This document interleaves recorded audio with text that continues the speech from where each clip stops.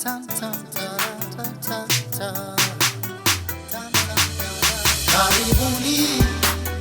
welcome tuelimishwe kwa maswala ya jamii, tutumbuizwe sana mbalimbali, tujuzwe juu ya matukio ya kila pembe, wapa burudani kwa familia nzima.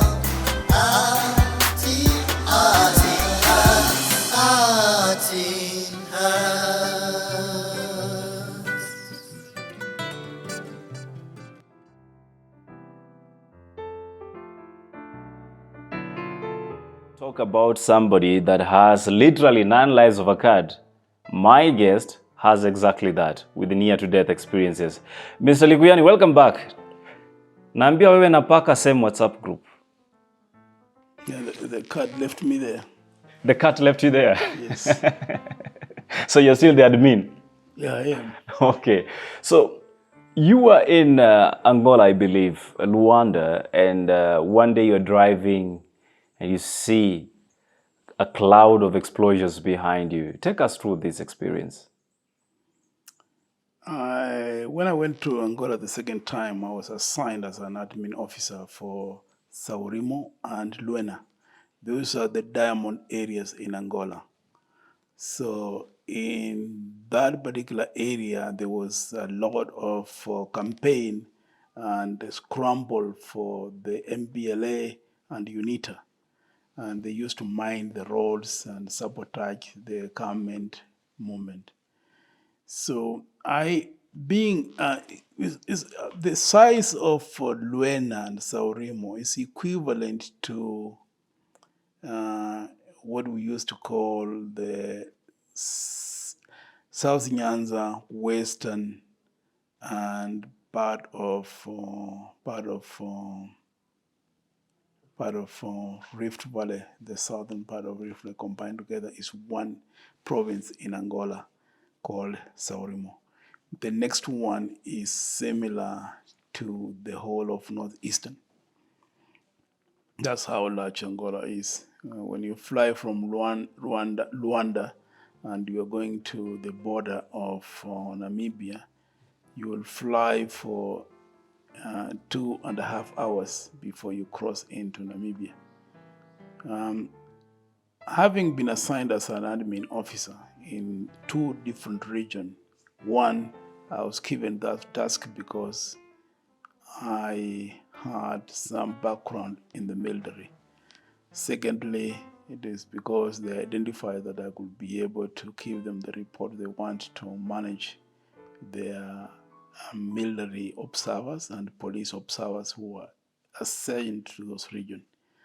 The role of an admin officer in the region is to pay salaries, to provide monthly reports, to maintain the quarters, the housing they have been given to the UN, to logistically connect that regional headquarters to the mission headquarters, and make sure that the communication is there, vehicles are moving, fuel is acquired, food for the soldiers is also available or made available.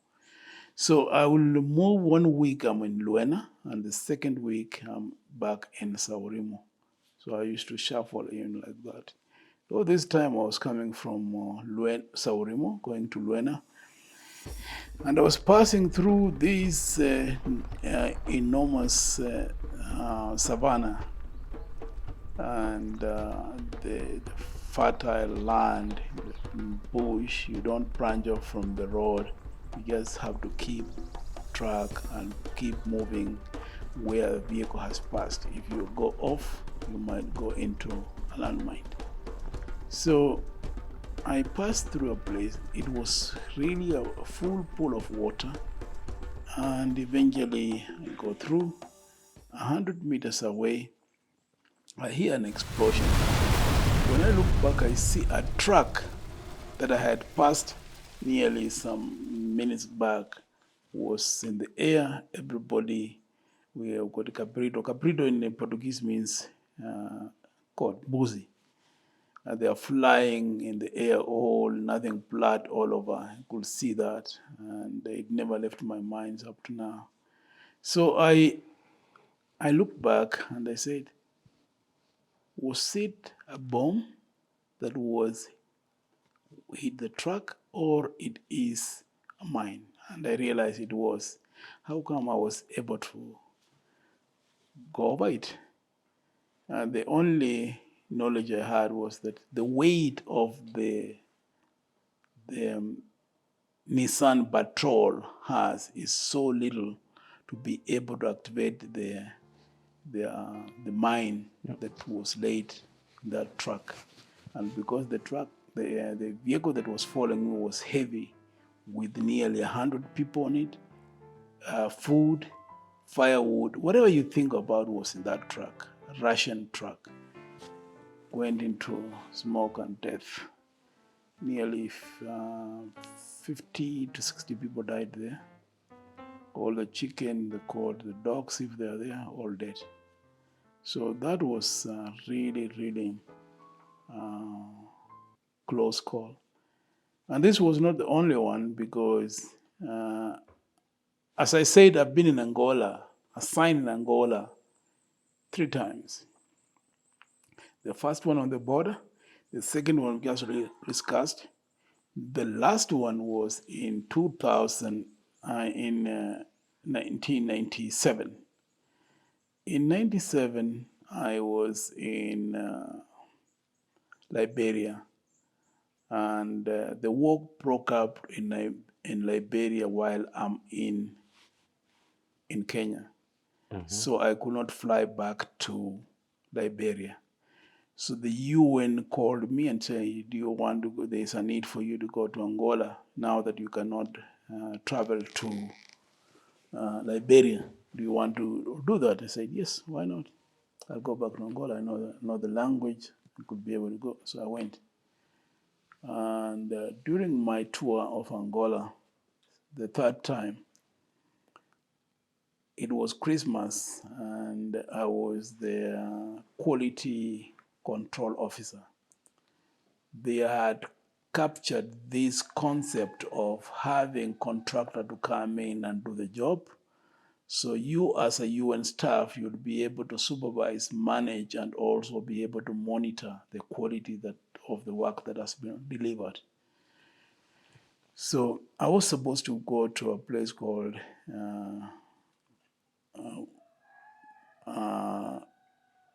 Lubango.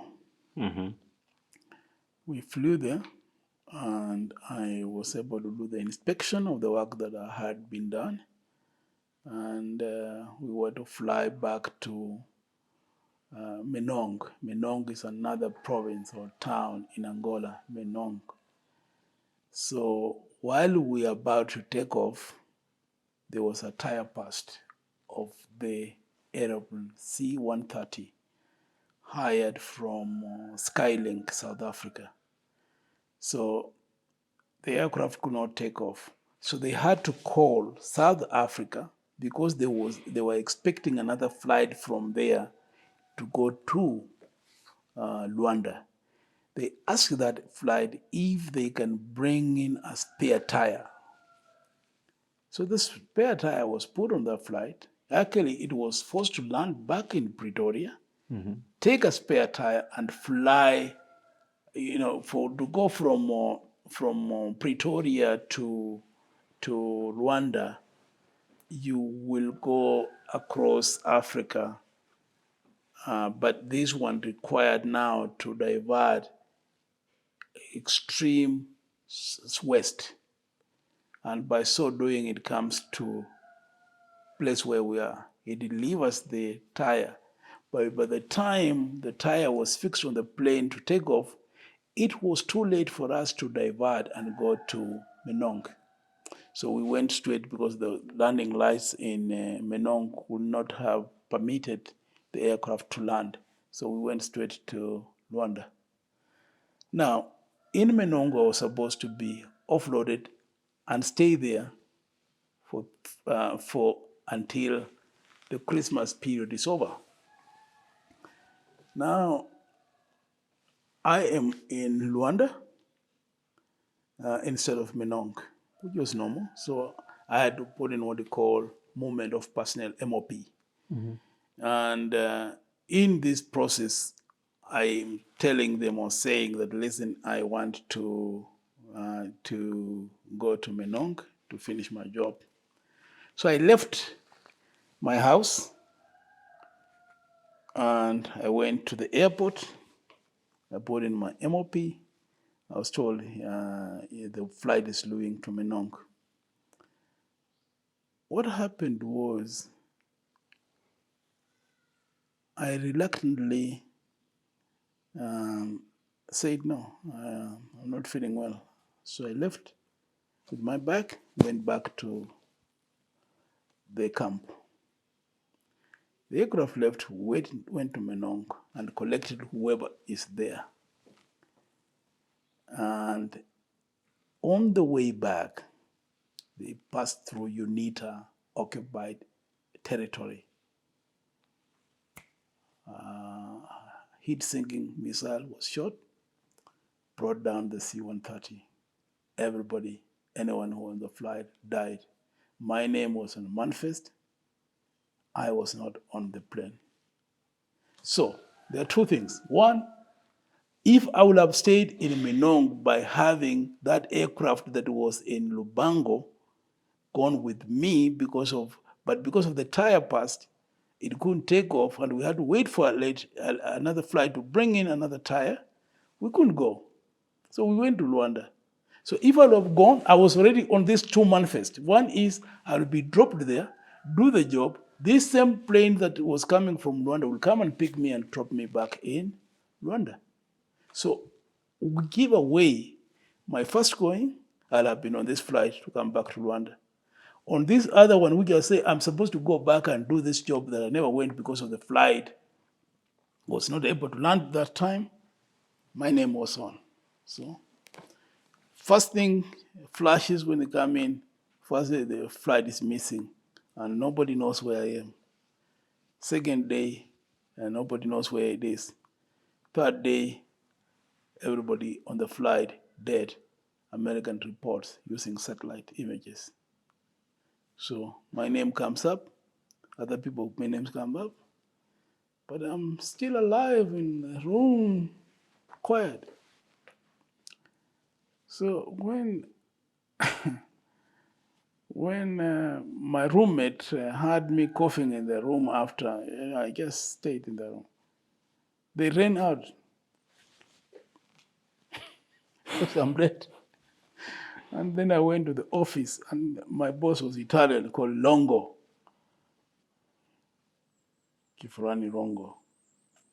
So I don't know if he was making a joke or not. He said, you did not go to Menong? He actually has heard that the flight, he knows everybody on that flight was killed. But here is, I used a lot of obscene ones, so I will not say them here. Here he is, he comes and tells me, he asks me why I was not on that flight. Are you asking me if I'm supposed to be dead? No, that one I'll leave it to my dead grandmother to interpret, so I'll leave it there. Now, that's the first flight that I would have been on if I had taken the flight from Lubango to Menong during the tire burst.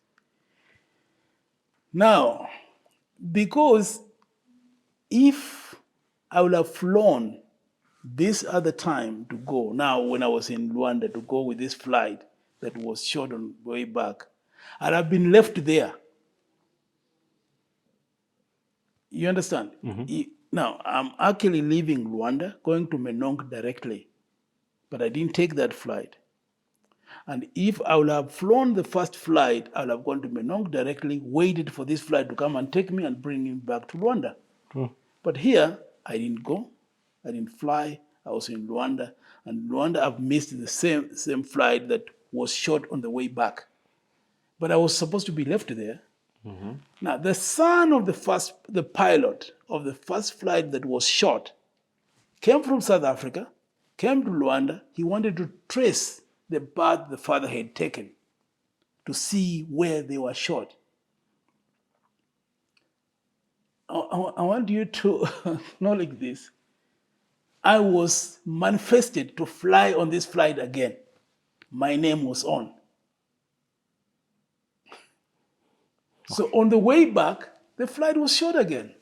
Two flights, C-130 from Skylink, South Africa, short in the same area by Unita. Why was it targeting this particular C-130? It wasn't targeting, it was just in the wrong area, operation area for Unita. Unita doesn't distinguish whether it is a UN or it is Commercial. government plane. So that's what it is.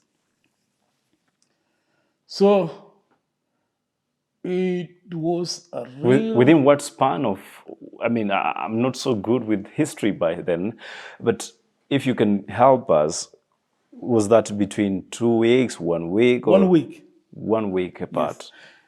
I want you to remember, Christmas is the day I came to Rwanda by not going to Menong. And it saved me because when you go to Menong, there will be no flight during the time of Christmas until after Christmas. So, but I never flew to Menong. I was in Luanda. Staying in Luanda was over 24th, 25th, 26th. So 27th is when you are flying to go, but I never flew. So the flight goes, and on the way back, it is short. Mm-hmm. However, if I would have flown that, first of all, I missed to go on the first flight because of the tire. This one was just something that came to me and told me, don't go. And I came out of the flight, literally, and went home and slept. I was saying, stupid me, I'm going to stay in Menong until the second of the year? No, I'm not. So I let it go. Now, because it was short on the way back, the son of the pilot flies from South Africa. He's a pilot too, come to Luanda, take a flight to Menong. But on the way back, you have to go to Lubango. Mm-hmm. From Lubango, you cross over to Menong. From Menong, now you're going straight where in an Unita occupied territory. So one will have asked, was it not short on the way back, on the way going, instead of coming back? It's because of the routing of the flight. Yeah. Yes. So it was short. And the son took the same path. He was short also, son and father. So son and father shot down? Shot down by Unita, same area, to 1 week. Which year is this again? 1998. 1998. Yes. Son and father, same flight, same terrorist attacks, as I would say. Mm. And you escaped both incidences. I did. And your boss is telling you, why were you not on that flight? Why were you not on that flight? So I normally, I have a thing for making people look stupid. So I told him, even Mussolini will not have told me that. And I walked out. Where will he take me? He doesn't employ me. He's a staff like me. So if it was back in America, I would have given him one of my body part, but I didn't. I just told him, even Mussolini himself will not have told me that. You took it personal? Who? Him? No, the statement. The way he brought this statement, did it? The statement was like he wished I was dead. Exactly. Because I was a nail in his rear end. That's it. So I was completely a pain in his behind. That's it. Because he will come and say, pass this payment because these people have done. You say, no, they have not. This bullshit they have done. I'm not going to allow that. He didn't like it. Well, he didn't like it, and neither does death seems to be escaping you, or rather you are a lucky man, because I want to take us back into history and fly you back to Somalia, where you escape another incident of a shootout. Watch this as we continue with the conversation in the comment section. Remember, the hashtag is The Perspective. We'll be back after the break.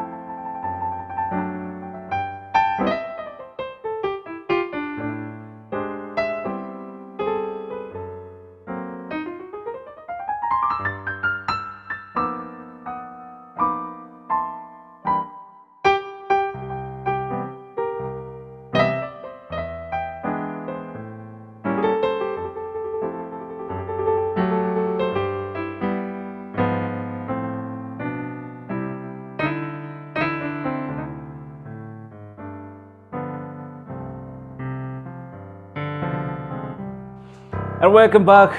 My name is Likuyani Eli, hanging out with the Likuyani senior himself. This man, as I told you guys, 9 lives of a cat. Literally.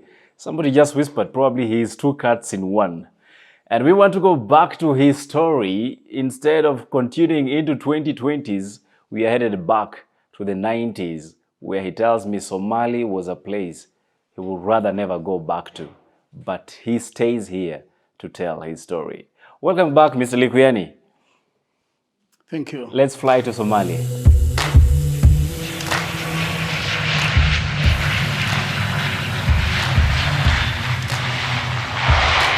Somali, the land of good fish. And nice beaches, you should say that. And nobody walks on them. What a story Somalia has for you. We were in the famous American Embassy compound. This is a place we live like hell is around you and heaven, you are in heaven. We have really truly taken care of. We had been literally had one of the best UN mission running. I was in charge of telecom, connecting all the stations across Somalia and linking all the guest houses in Mogadishu to the UN headquarters in the US Embassy. Was quite an experience. A lot of people, a lot of missions. We had we had people from Pakistan. We had Indians. We had people from Nepal. They were soldiers. We had Americans there. We had a lot of Ghanaians, Nigerians were there. And it was just a very well-steamed kind of mission. It keeps you completely occupied. You wake up in the morning, you are busy, and you want every day to be 28 hours instead of 24 hours. That's much a day should last. Yes, there was this one day that I had been called to go and find out why the airport was not communicating with the headquarters, which was the US Embassy. And also the airport was not communicating with the seaport where the UN also had. So I assembled my team and went with them. When I got to the airport, I easily identified where the problem was power. The generator, because of the heat, because of cooling, it had ceased. So immediately we actioned, brought in a new generator, removed the old air conditioning to cool the equipment, and re-engineered literally the equipment to start communicating with those two bases, those stations. It used to provide telephone, it provides normal link of two-way radio, because we use that one to use walkie-talkie through it and talk to anybody and everybody who is in the mission. So we finished that. It was around 2:30 coming to 4, and I assembled my team, went in the vehicle, and we departed the airport to go to US Embassy. You couldn't be able to walk in Mogadishu without an escort. You have to have an escort. The escort were provided for by the Nepalese. So the Nepalese commander, platoon commander, came to me, told me, "Are you ready to move?" He said, "Yes, my team is ready. We are here." So they will put you in the middle. There is an APC, which is an anti-personnel carrier, 2 of them in front and 2 at the back. And then they will have soft vehicles on their left and right, just to escort us in this vehicle, providing essential services and civilian. We are not armed.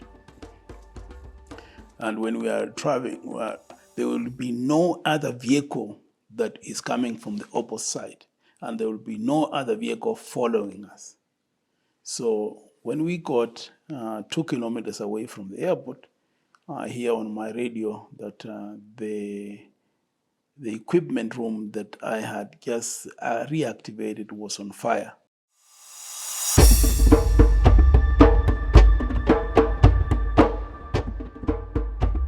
I had to make a decision. I called the platoon commander. He agreed that I'll go back on my own. He's not going to stop because he has got another duty to pick people from the US Embassy to bring them to the airport for the flight to leave for Nairobi. So I told him, fine, we'll take that risk and go back and wait for that particular escort that will be provided for the airport shuttle. I went to find out what the problem is, fixed the problem, removed whatever AC was causing the fire. Lucky enough, we had spare AC there. We removed the air conditioning, and they all restored communication fine. While we are just on the way going back to the particular station or the airport, I hear emergency call. Emergency call comes only to key people. And my radio, being a trunk radio, it will listen to anything that you talk about on the radio because that's what it is meant to. So I had two ABC out. The third one is on fire. Everybody dead. And I've been hit. I'm dying. That was the end. So, one, I was supposed to be on this convoy. Something happened back, I go back to rectify it. These people continue, they're all wiped out, dead, completely dead, all of them, killed by the Somalis. So it came to a stage when I realized, hey, no, this is this is something else. So it's the escort team that everyone was wiped out. Yes. But your team Nepalese went back. What went through your mind that evening? I had to call New York. We had a boss called Henry Thompson, a very good friend of mine from Jamaica. So, hey, Maurice, you had a lot of issues. I'm moving you out of there. Where do you want to go? I said, I don't know. Send me anywhere except Somalia because I've been here long.